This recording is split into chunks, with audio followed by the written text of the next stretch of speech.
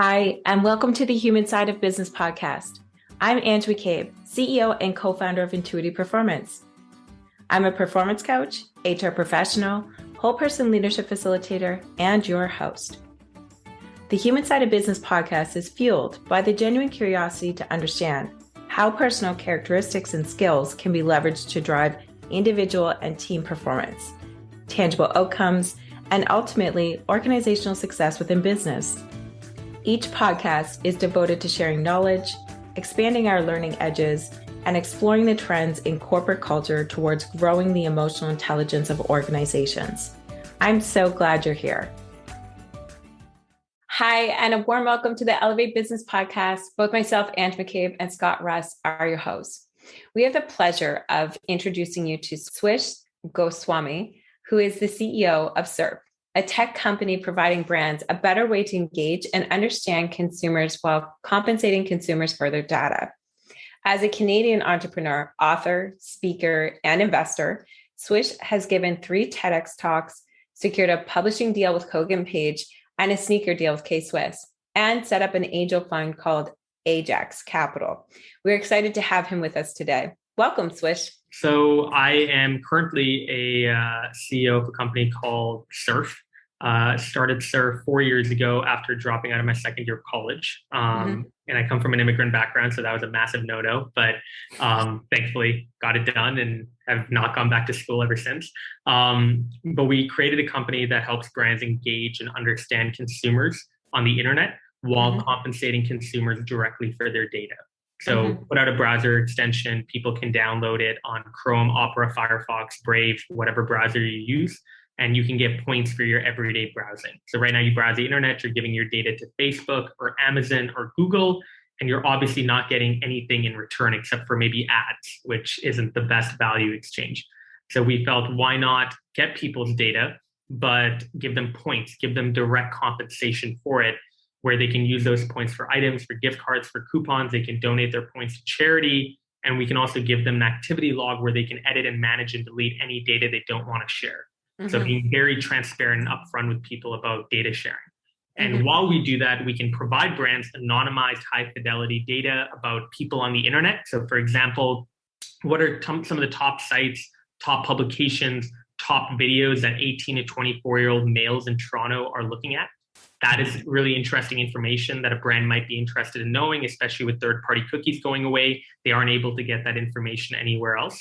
And equally so also allow a brand to provide a reward. So whether it's a gift card or a discount code or an item, they can provide that in our marketplace and allow Surf users to use their points on it. Beyond Surf, I love speaking, love obviously posting content on social media about entrepreneurship, mental health, networking, personal branding. And I invest and advise in a few companies outside of Surf. I also heard snippets about the brand K-Swiss.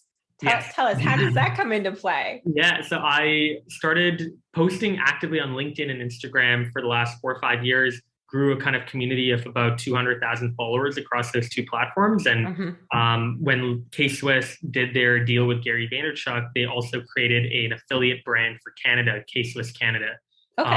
So K-Swiss Canada 2 years ago was looking for ambassadors for their shoes. And so Michelle Romanov and I both came on as ambassadors for K-Swiss.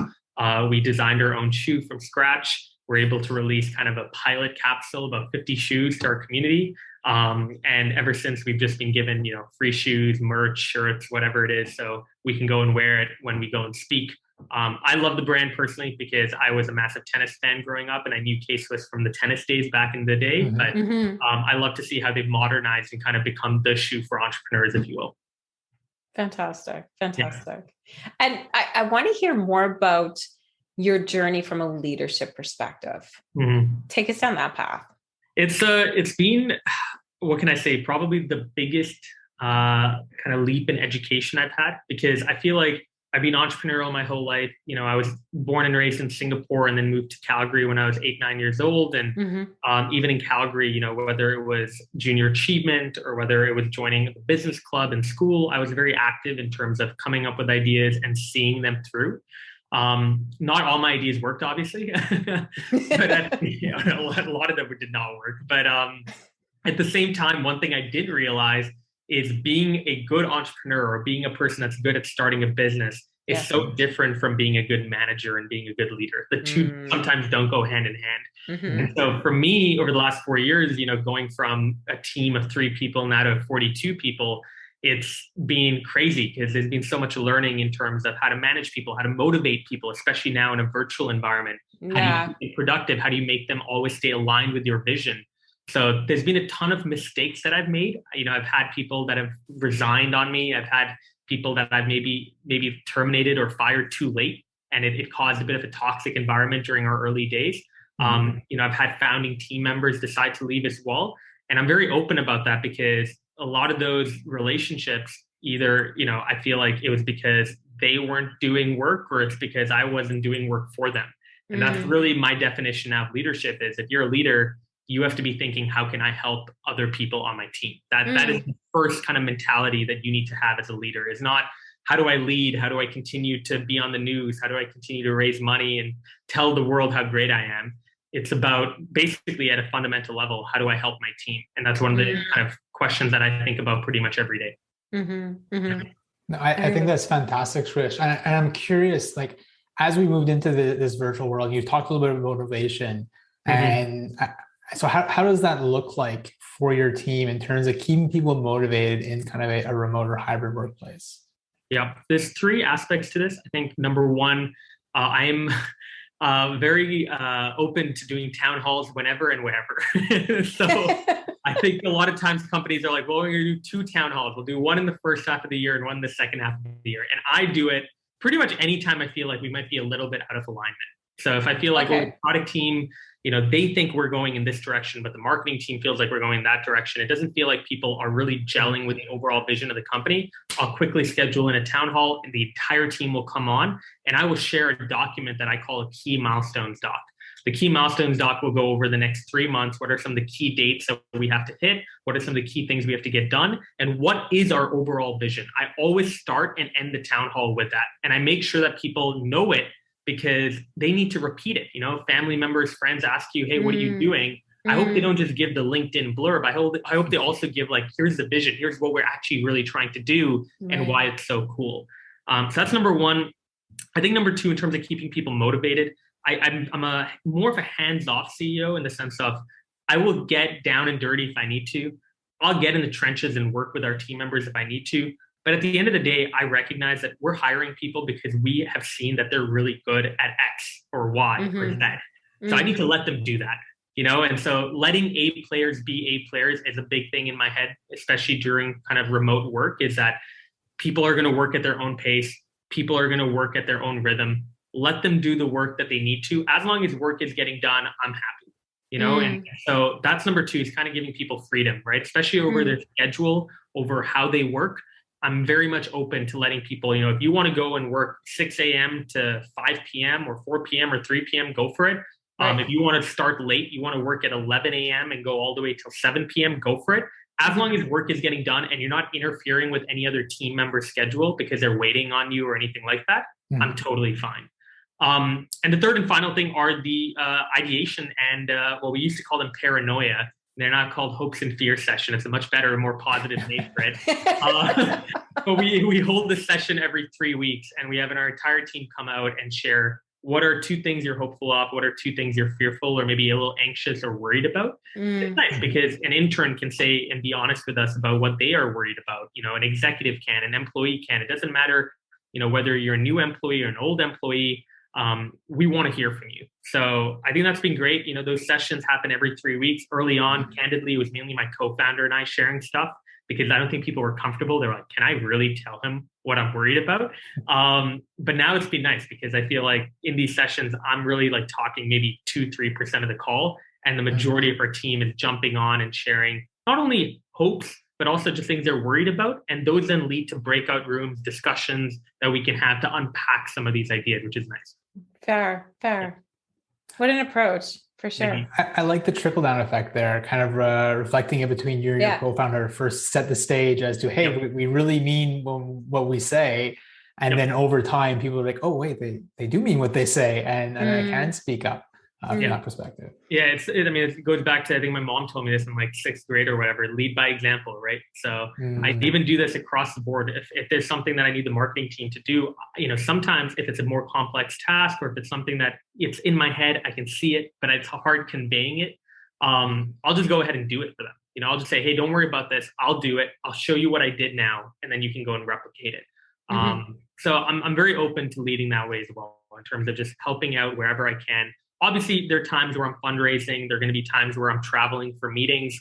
I'm a little bit more busy, so I won't be able to, check in on the day-to-day of the business. But that, again, is where having a co-founder who's a CEO of the company is very helpful, because we can kind of balance each other's schedule as well. Yeah. And I'm interested and intrigued to hear, when it comes to your team, what are some of the major goals that have been set up or agreed upon with them for this year? It's a lot. It's a lot. I think we're already 5 weeks into 5 weeks. Oh my God. 5 weeks into 2022. And we've gone through 2 rebrands, in the sense of we had 2 separate products that were called something entirely different that we've now brought under the Surf umbrella. So our analytics product is now Surf for Brands. Our giveaways product is now Surf Giveaways. We've onboarded about 30 new brand providers that are providing rewards to us now in the Surf marketplace. These are some of the fastest growing e-commerce and direct-to-consumer brands. And we're going to be announcing a partnership with a crypto company. They're a Canadian crypto company, very, very passionate about them because they also are an investor in us. But they are very excited to be able to provide value to our audience, our Surf user base, through some of the NFTs that they're putting out. So there's a lot there, but I think fundamentally at the end of the day, some of the 2 biggest high-level goals that we have going forward is, number one, we need to get Surf out of Canada and the US only.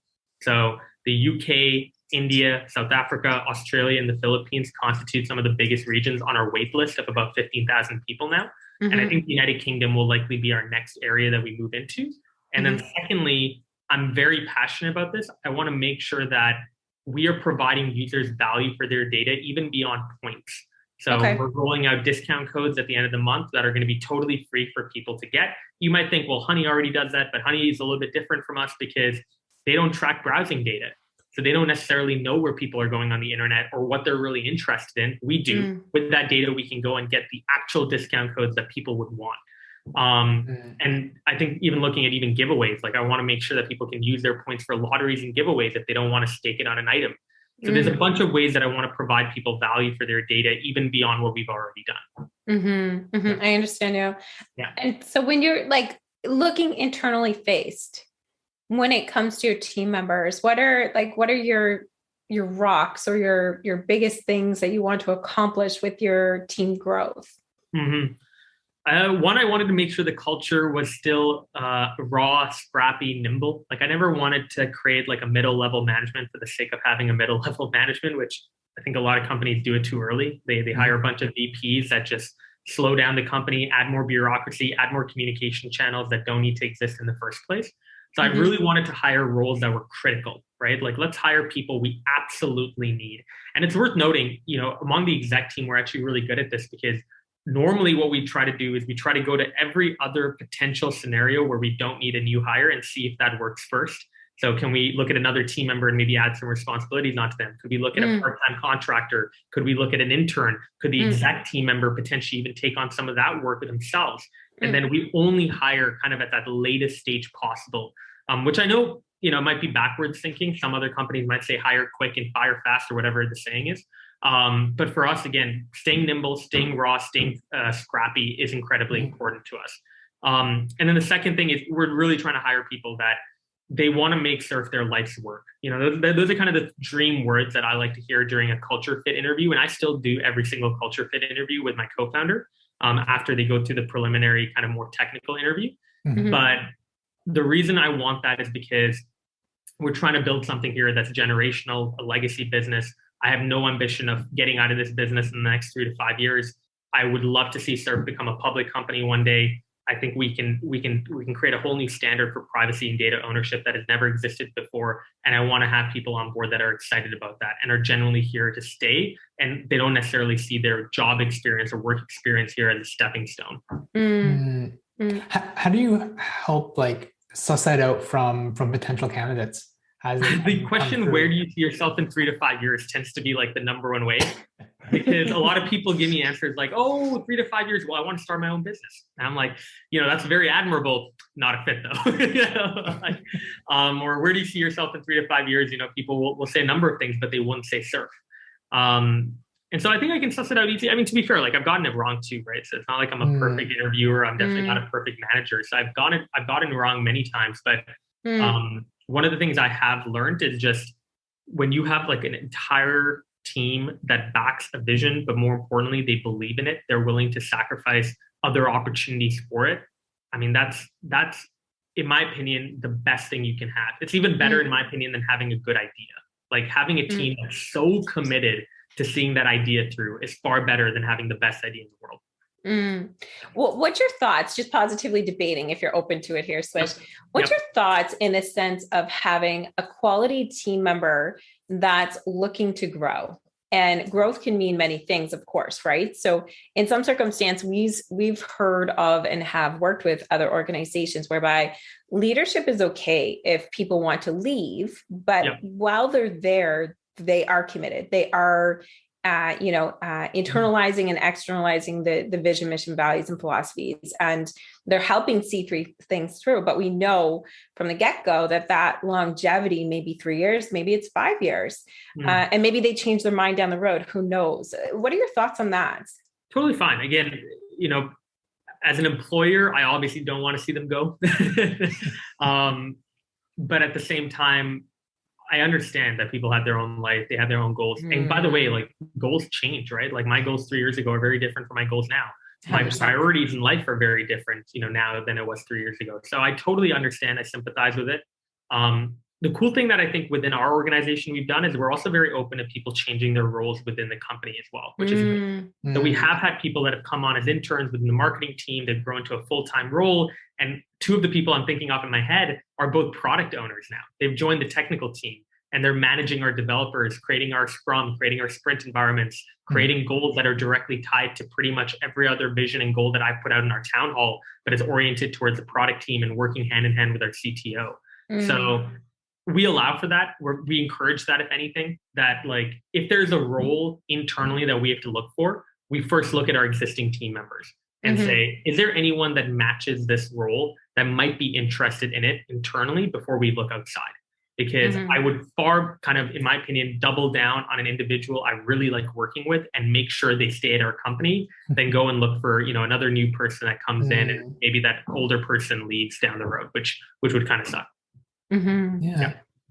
How do you provide support for that type of transition? Because it does seem like the ideal situation where, hey, well, if I can come and join Surf and there's actually more opportunities within the company than maybe even looking externally, how do you support those kinds of transitions within the organization and making sure everyone's still kind of aligned and working together? It really comes down to the executive team there. I don't even think I can take credit for this. They're just really good at like weekly check-ins. They do quarterly goal check-ins as well, where like they'll talk to, for example, Matt. Matt was one of the people who was part of the growth marketing team before, and now he's a product owner at Surf. And so our CMO talked to him and said, hey, like, what are you feeling about your role? Where do you think it can evolve to? And he just candidly said, I'm not having a fun time in this role. And that's where, he like our CMO was able to connect him to Andrew, our CTO. They had a chat together. Andrew excited him about the product owner role.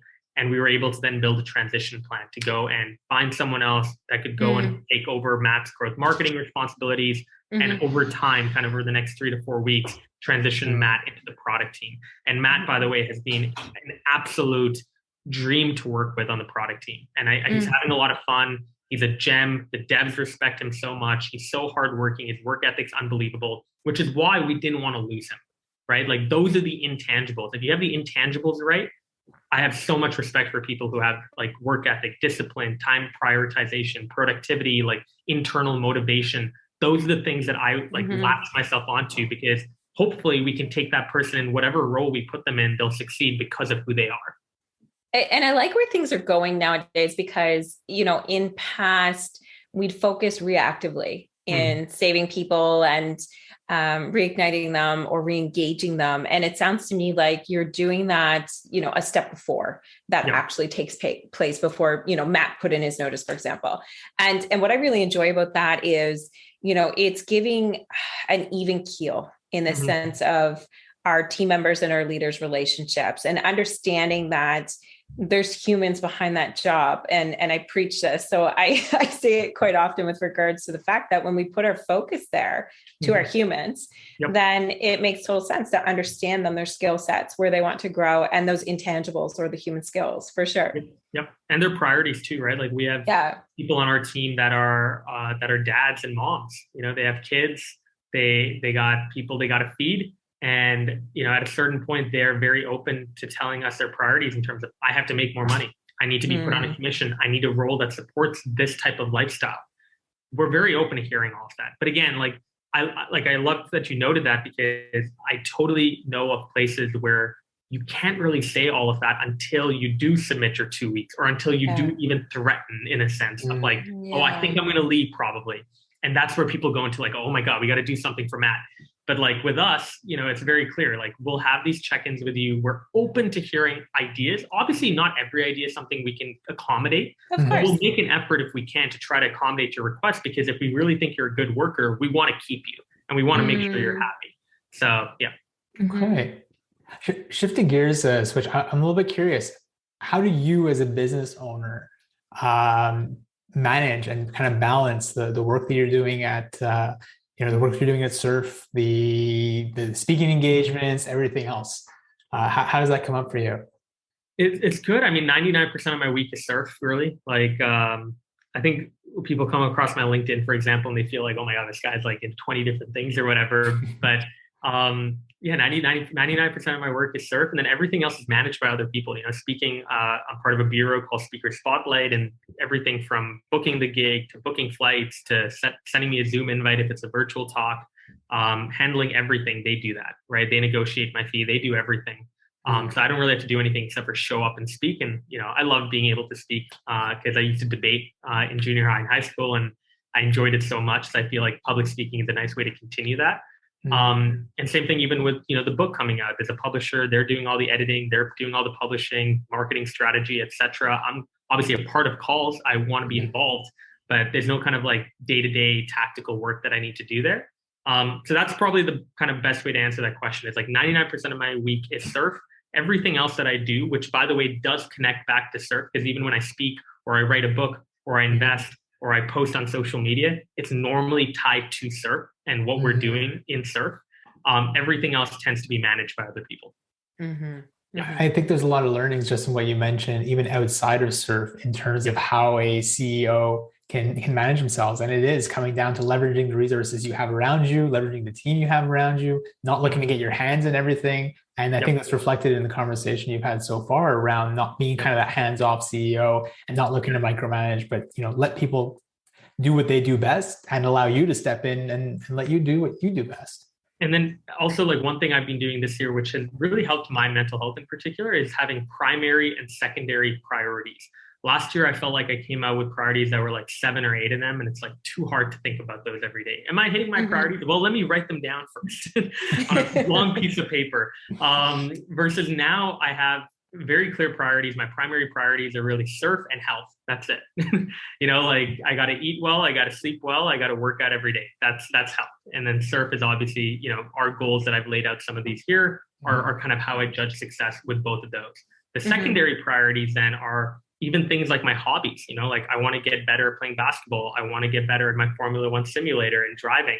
I want to be able to speak. I want to be able to get our book out on time in May of this year. So those are secondary priorities. But I think the reason having those primary priorities are so great is because, especially during days where things are confusing, a lot of things are popping up, I'm really busy, I can always take a sigh of relief when I look at my 2 priorities and say, I'm fine. I'm doing okay. Don't worry about it. We'll get through this.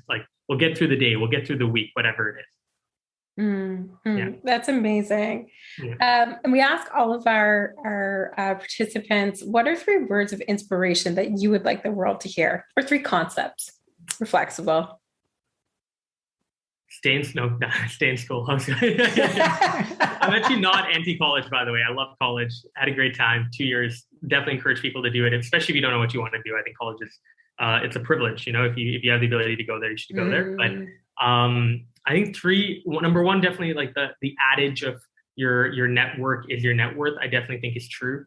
One of the ways that I networked as a kid was I interviewed people. So I had a podcast. I recorded it on GarageBand and exported it to SoundCloud. I think I probably had like the only podcast for business on SoundCloud because there's just a bunch of rappers on it as well. But I did it in the most scrappy way. And I was able to interview people, some of whom are, by the way, investors now in surf. So I interviewed a bunch of people who I looked up to, reached out to them, found out that most of them are like obsessed about talking with themselves. I mean, most people are, right? You love talking about yourself, everyone. And so play to that human nature, reach out to people, don't ask for coffee, interview them. Far easier in terms of getting a hold of them. The second thing I think is definitely prioritize your mental health as early as you can. I think people tend to do it only when they have to hit a hard reset in terms of burning out or anything like that. Yeah. But in terms of mental health, I mean, the key thing is have primary and secondary priorities. Try as much as possible to find hobbies and stick with them. One of my friends is actually an entrepreneur as well. And one of the things he told me last year is that he just didn't like life because, yes, work was growing great, but because of work, he let go of all his hobbies and he just wasn't stimulated in any way outside of intellectually with his work. And so I think we need hobbies, whether it's painting, whether it's drawing, whether it's playing basketball, F1 simulator, whatever it is you want to do that gets you happy, that puts you in your happy zone, that gives you a nice reset. Do that and prioritize it. Block it off in your calendar. And the third and final thing, call your mom every day.